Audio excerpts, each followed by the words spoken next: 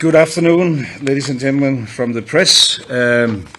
Minister Vivian Motzfeldt and I met with Vice President Vance and Secretary Rubio today.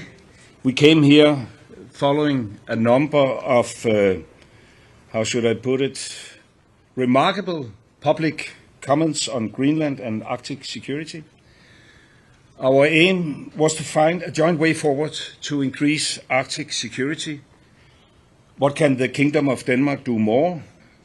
What can US do more? What can NATO do more?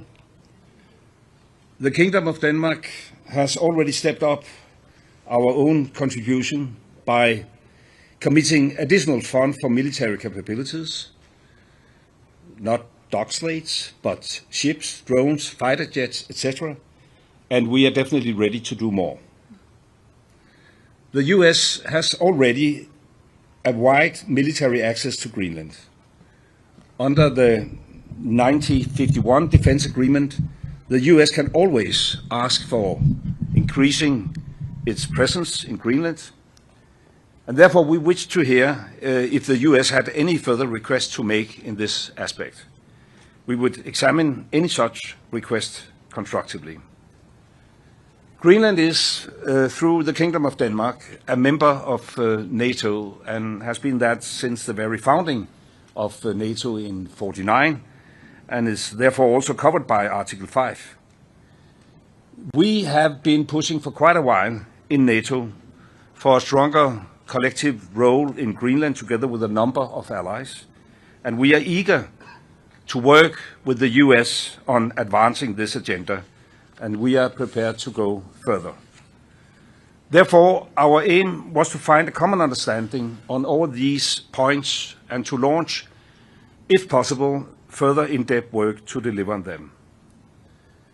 On this basis, we had what I will describe as a frank but also constructive discussion. The discussions focused on how to ensure the long-term security in Greenland. And here our perspectives continue to differ, I must say. The President has made his view clear, and we have a different position.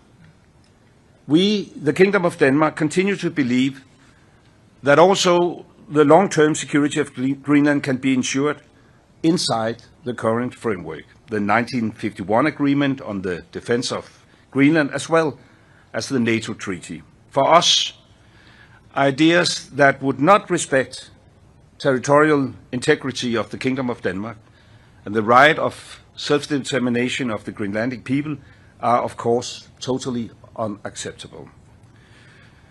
And we therefore still have a fundamental disagreement, but we also agree to disagree. And therefore we will, however, continue to talk. We have decided to form a high-level working group to explore if we can find a common way forward. The group, in our view, should focus on how to address the American security concerns, while at the same time respecting the red lines of the Kingdom of Denmark. We expect that such a group will meet for a first time within a matter of weeks. And then I will pass the floor to my colleague from Greenland, Vivian Motzfeldt. Thank you so much. Not repeating what already been said here, so I would like to say something in my own language, because there are many people in Greenland that follows, and for that I hope that you will allow me.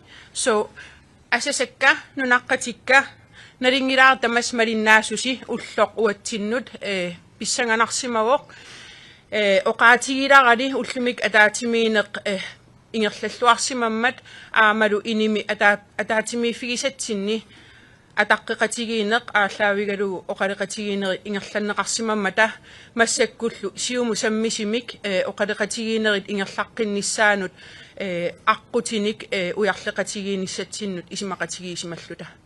I think that our meeting today and our commitment to find the right path is something that gives us to be able to see forward.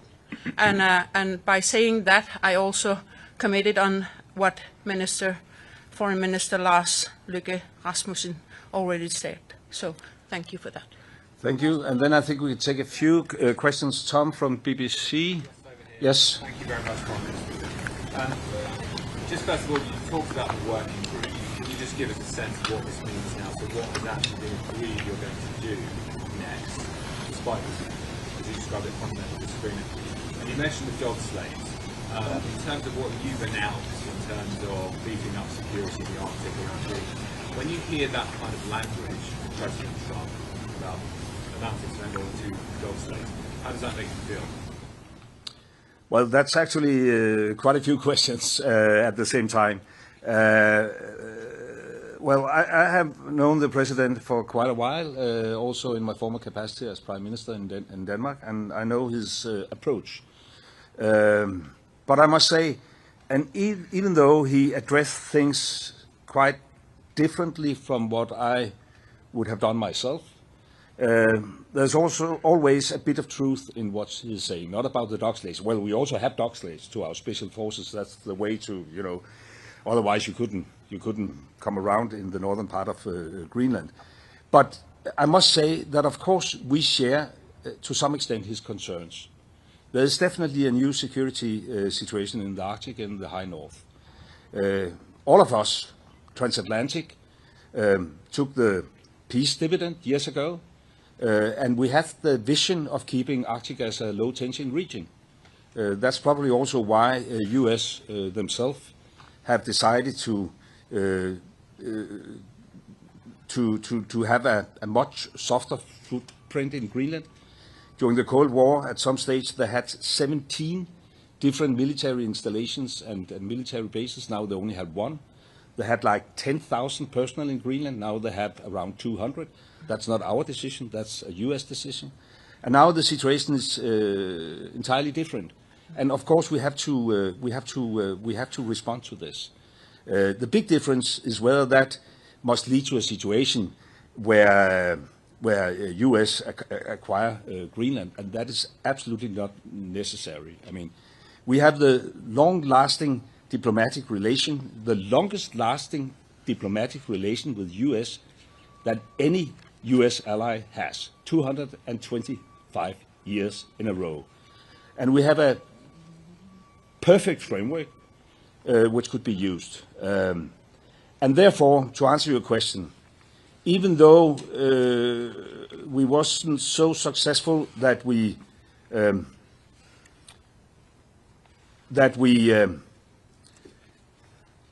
reached, a conclusion where our American colleagues said, "Oh, sorry, it was a totally misunderstanding. We gave up on our ambitions." There's clearly a disagreement. We agreed that it makes sense to try to sit down on a high level to explore whether there is possibilities to accommodate the concerns of the president, while we at the same time respect the red lines of the Kingdom of Denmark. So this is the work we will start. Whether that is doable, I don't know. I hope, and I would like to express that it could take, down the temperature. We have now had like 13 months with this ongoing discussions in social media, and this is actually the very first time where we could sit down at a top political level to discuss it. And it was a great opportunity also for Vivian and I to go up against the narrative, because it is not a true narrative that we have, Chinese warships all around the place. According to our intelligence, we haven't had a Chinese warship in Greenland for a decade or so. So from that perspective, it was a very constructive meeting. As I said, frank discussion among equal partners, and now at least we have to give it a try. Do you want to add anything? No, I think it's very important to say it again, that how important it is from our side to strengthen our cooperation with the United States, but that doesn't mean that we want to be owned by the United States, but as allies, how we can strengthen our cooperation, it's all our interest. Yes, Kim. Yeah, thank you very much. Of course, I would like to ask this question in Danish, but let me do it in English here Yes. because of our colleagues here. Do you see any compromise ahead of you? You said it a little bit. Could you elaborate a little on the possible compromise that there would be between the president's wish to acquire Greenland or have control of Greenland and the red lines that the Kingdom of Denmark has gotten right now? And if you also can tell us just a little bit about the approach that the Americans had to this meeting. What was their primary goal, as you see it? Was that to reach that end goal, or was it an open discussion of how do we solve the security situation in the Arctic? Well, first of all, I don't think this is the proper place to elaborate on what could be a compromise. The whole idea and the reason why we asked for this meeting was to turn public debate in a very, black and white kind of setting into a discussion where there's room for nuances. And therefore, I'm pleased, even though we do not agree whether this is doable, while we at the same time should respect the Kingdom's red lines, at least it is productive to start discussions at a high level. And then we have to see whether we will be successful or not. I would say, and that is probably in comparison to some of the public debate, that the meeting took place in a very constructive atmosphere, where we also had, as I said, the opportunity to at least challenge the narrative presented by the American president. And I think that is a necessity if we want to have a proper debate. It was basically about security. I mean, and as I said, even though there's not an instant threat from China and Russia, at least not a threat we can't accommodate. For instance, Chinese investments, we have avoided that due to close cooperation between Greenland and Denmark. When you saw, like 10 years ago, the Belt and Road Initiative and the idea of Chinese investments in infrastructure in Greenland, we avoided that. So there's no, Chinese presence in Greenland. But there's a concern. Will that be the case in like 10 or 20 years from now? It will not, because our Greenlandic friends have introduced investment screening schemes, etc. And Denmark, is by all means on the right side of history. And therefore, we will also continue to do what we already have done. We have been stepping up. We have allocated almost $15 billion within just the last couple of years to capabilities in the high north. We have been pushing among the Arctic NATO states for a bigger NATO engagement. Honestly speaking, and now I can only point fingers at the former American administration, US has historically been a bit reluctant. Hopefully that will change now. There's a dialogue within the NATO framework, and we want to step up, and hopefully that could also accommodate some of the president's concern. But it's not that I'm now, saying everything is solved. It's not solved. We didn't manage, but and honestly speaking, I didn't believe that was doable. We didn't manage to change the American position. It's clear that the president has this wish of conquering over Greenland. We made it very, very clear that this is not in the interest of the kingdom. There's a government in Greenland with support from 3/4 of the Greenlandic population. The premier made it very, very clear yesterday that Greenland, for the time being and for foreseeable future, will remain within the kingdom of Denmark. And therefore, this is a common position that we want to work with our American friends and allies, but it must be a respectful cooperation and it must respect the red lines. Should we take a very final question and then, yeah, come on. There's a fight going on now about, okay, yes. We can do that afterwards, yeah. Both of you. So you say you have had a constructive meeting. You said in Greenlandic, I could hear the translation, it was a good meeting. But how do you feel about going out of that room without the threat being off the table? So we still have the American administration that wants to have Greenland being part of the United States. And you say, Lars Rasmussen, that, well, we hope that we can find a way. But how do you actually feel? It can't be very sort of secure in this way. Vivian?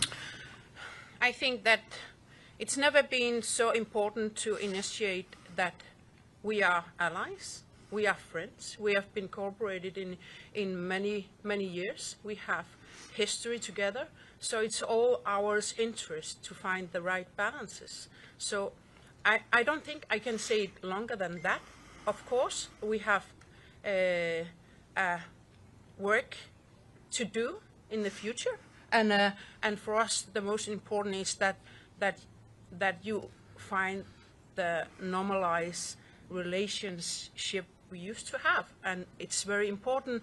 And I think that we have initiated so many times where we stand and our geopolitical and location and everything that is very important, and we do it as an ally, and we do it of course it's also our interest that Greenland's positions and how we do it, that you do it on behalf of the allies, and yes. Yeah, that will be the final question. That would be the final question. Mark Stone from Sky News. Can I just ask you, Greg, about the emotion of this moment? What did the administration, what did Trump's team say to you when you presumably told them that you can't just take over a people, you can't just take over and acquire a nation? Was there any discussion about, did they appreciate that perspective, or for them is this simply about security? I think that what we have been saying, that the meeting is been on a respect way, and we have shown where our limits are, and from there I think that it will be very good to look forward, and this high level group that is going to work together. As I'm already saying, that it's all our interest to find the right path. It's all according to the security in Northern Hemisphere. So I don't want to say more than what we discussed in the closed meeting room, but I would like to have this. How do you say it in English? Hope for a more mutual understanding and trying to find the right balances is equally from all countries. It is, of course, very emotional for all of us, and of course, particularly for people living up in Greenland, but also for people in Denmark. We have 17,000 Greenlandic people living in Denmark. It sums up to like 1/3 of the Greenlandic population. We have a lot of Danes living in Greenland, more than 1 out of 10, which just emphasize that Denmark and Greenland are, integrated, and it has been that for centuries. And we look at ourselves as U.S. closest allies. I've had this discussion with the president previously. In Afghanistan, we had exactly as many casualties as U.S. And I know very well that, the future is not necessarily about the past, but I think it is important also to have the past in mind. And we are eager to fulfill our promises. And even though our view on the situation right now around Greenland differs from public statements in the U.S., we share the concerns in a long-time perspective.